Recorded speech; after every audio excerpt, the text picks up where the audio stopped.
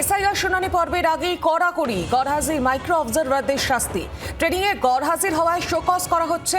750-এরও বেশি micro অবজারভারকে show cause করা হয়েছে। জয়েন না করলে সাসপেনশনের হুঁশিয়ারি কমিশনের। সিও দপ্তর সূত্রে এমনই খবর পাওয়া যাচ্ছে।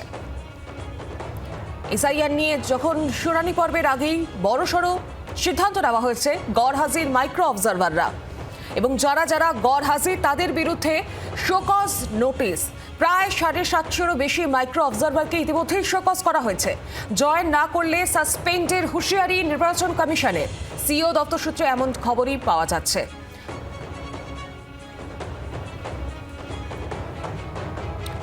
রাজ্য জুড়ে একদিকে যখন 3234টি কেন্দ্রে শুনানি পর্ব চলবে এবং তার আগেই কড়াকড়ি এবার গড়হাজির মাইক্রো অবজারভারদের শোকজ পাঠানো হয়েছে। প্রায় যারা যাচ্ছে 750-এরও বেশি মাইক্রো অবজারভারকে ইতিমধ্যেই শোকজ করা হয়েছে।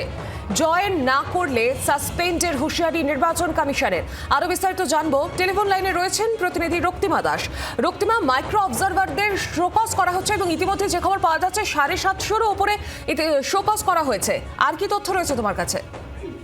দেখো, একদমই তুমি জানো যে আজকে থেকেই কিন্তু এসআইআর পর্বের যে শুনানি পর্ব তা শুরু হচ্ছে এবং তার জন্যই কিন্তু সেখানেই আজকের দিনটিতে কিন্তু গুরুত্বপূর্ণ ভূমিকা নিতে চলেছে মাইক্রো অবজারভাররা। দেখো, আজ কিভাবে এই শুনানি পর্বে তারা কাজ করবেন তার জন্যই কিন্তু তাদের ট্রেনিং এর ব্যবস্থা করা হয়েছিল গত 24 তারিখ। কিন্তু সেই ট্রেনিং এ দেখা গেছে প্রায় 750-এরও বেশি মাইক্রো অবজারভার যারা গড়হাজির ছিলেন তাদেরকে ইতিমধ্যেই শোকজ করা হয়েছে কমিশনের তরফে। দেখো, সেক্ষেত্রে 48 ঘন্টার মধ্যে সেই শোকজের উত্তর দিতে বলা হয়েছে এবং একই সঙ্গে আজকে থেকে যে শুনানি পর্ব শুরু হচ্ছে সেখানে কিন্তু তাদেরকে হাজির থাকতে বলা হয়েছে। যদি কেউ আজকে থেকে অ্যাবসেন্ট থাকে তাহলে কিন্তু সেক্ষেত্রে সেই মাইক্রো অবজারভারদের সাসপেন্ড পর্যন্ত করা হবে বলে একেবারে সিও দপ্তর থেকে স্পষ্ট করে জানিয়ে দেওয়া হয়েছে। সুতরাং এই যে এসআইআর এর কাজ হচ্ছে সেখানে কোনোভাবেই যে কোনো ফাঁকি বা কোনোভাবে কনসিডার করা হবে না সেটা কিন্তু একেবারে স্পষ্ট করে দেওয়া হয়েছে সিও দপ্তরের তরফে। ধন্যবাদ রক্তিমা। বাংলার আওয়াজ, বাঙালির আবেগ, জি 24 ঘন্টা।